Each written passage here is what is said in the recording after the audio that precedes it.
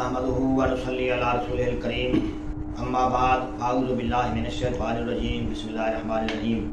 सामीन गिरामी, तारीख़ इस्लाम में हुज्जतुल्लाह अलल आलमीन में एक तारीख़ी वाक़या मौजूद है कि एक मरतबा हाकिम बगदाद इब्राहीम बिन इसहाक़ रहमतुल्लाह अलैह अपने महल में सोए हुए हैं।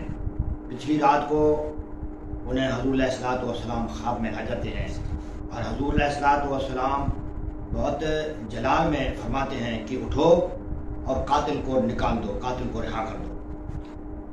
इब्राहीम बिन इसहाक़ यूं ही ख्वाब से बेदार हुए, कांपते हुए उठे, सीधा रात उसी वक्त जाकर जेल खाना के दरवाज़ों पर दस्तक दिया।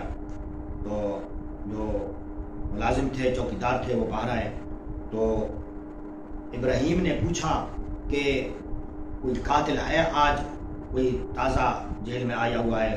उन्होंने कहा जी ज़रूर, बिल्कुल, आज एक आदमी ने कत्ल किया है, वो उसे हम जो है ना जेल में लाए, वो अभी इधर जो है जेल खाना में है।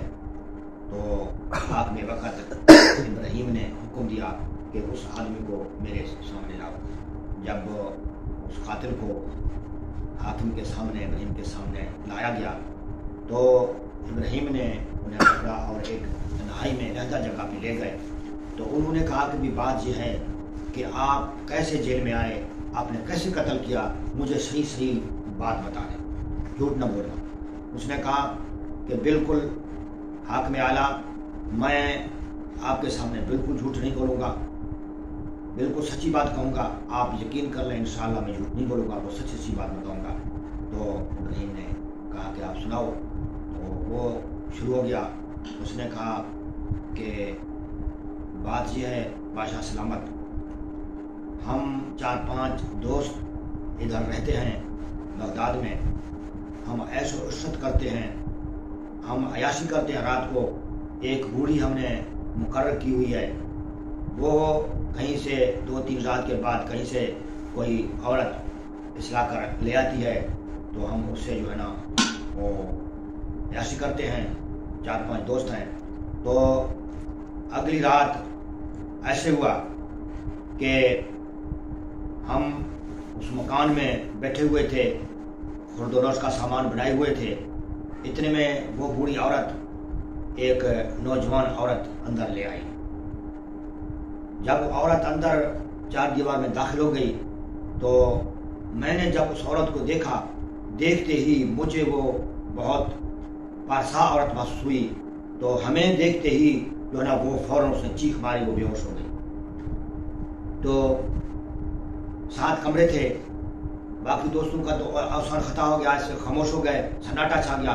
मैं आगे हुआ, मैंने औरत को उठा लिया और साथ वाले कमरे में जाकर उसे बिठा दिया। तो कुछ लम्हात के बाद वो होश में आ गई। तो मैंने उससे पूछा कि बीबी क्या बात है, आप क्यों रो रही हैं, क्यों चीखो पुकार कर रही हैं, क्या बात है?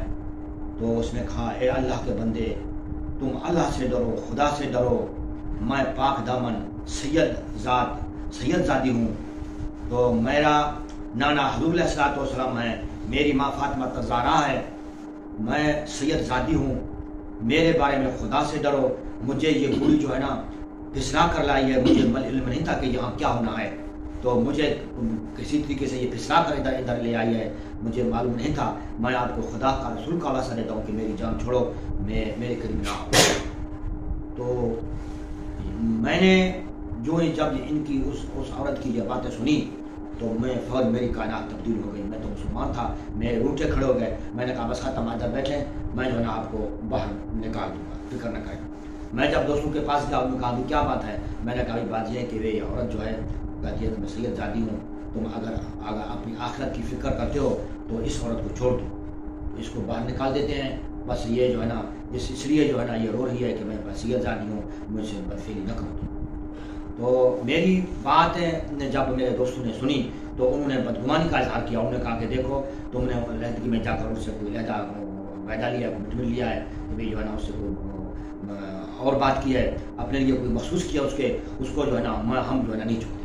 मैंने कहा बात यह है कि आप इज़्ज़त से आराम से अगर मेरी बात मानते हैं तो और उस औरत को यहाँ से निकाल देते हैं, मेरी बात मानो। अगर आप इस बात पे तैयार नहीं हैं تو میں اس عورت کی عزت کو بچانے کے لیے اپنا سب قربان کرنے کے لیے تیار. آپ سوچ لیں. انہوں نے کہا بالکل ہم لڑنے کے لیے تیار ہیں. تو وہ لڑنے پہ آمادہ ہو گیا, میں لڑنے پہ آمادہ ہو گیا.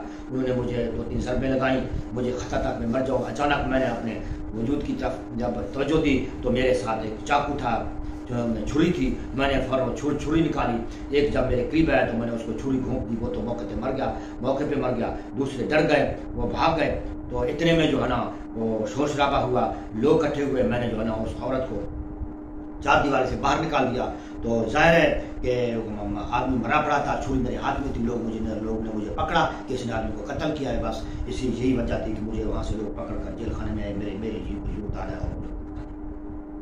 تو ابراہیم بن اسحاق رونے لگا اور اس نے کہا کہ اے نوجوان, تمہاری سفارش کے لیے حضور علیہ الصلوۃ والسلام سرور کائنات صلی اللہ علیہ وسلم میرے پاس تشریف لائی ابھی.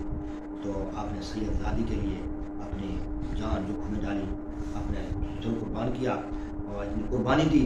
تو حضور علیہ الصلوۃ والسلام نے آپ کی سفارش کی, لہٰذا میں آپ کو ابھی جیل سے نکال کر گھر بھیج دیتا ہوں. اسی رات ہی رات ابراہیم بن اسحاق نے وہ نوجوان کو جیل سے نکال کر اپنے گھر بھیج دیا. تو بات یہ ہے کہ یہ ایسے کہانی قصہ نہیں ہے. بات یہ ہے کہ اس میں کتنی بڑی باتیں ہیں. ایک تو یہ کہ سید زادی ہیں, پاک خاندان ہیں, آل رسول ہیں,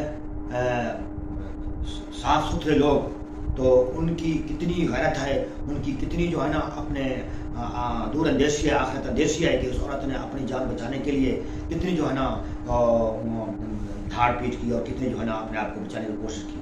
نمبر 1. اس کے بعد یہ بات یہ ہے کہ حضور علیہ الصلوۃ والسلام کو اپنی آل کا کتنا خیال ہے کہ ادھر جو ہے نا وہ پریشان ہوئی, اس یہ معاملہ ہوا, ادھر حضور علیہ الصلوۃ والسلام اپنی جو ہے نا اپنی بیٹی کے سر پر پہنچ گئے کہ اس نے جو ہے نا اس آدمی نے میری بیٹی کی عزت بچائی, لہٰذا بادشاہ کو حکم دیا اس کو فوراً یہاں سے نکال, اس کو رہا کر دو. تو کتنی بڑی بات ہے. بالکل قرآن کریم کی وہ آیت مجھے یاد آ رہی ہے کہ اللہ کی فرماتے ہیں نبی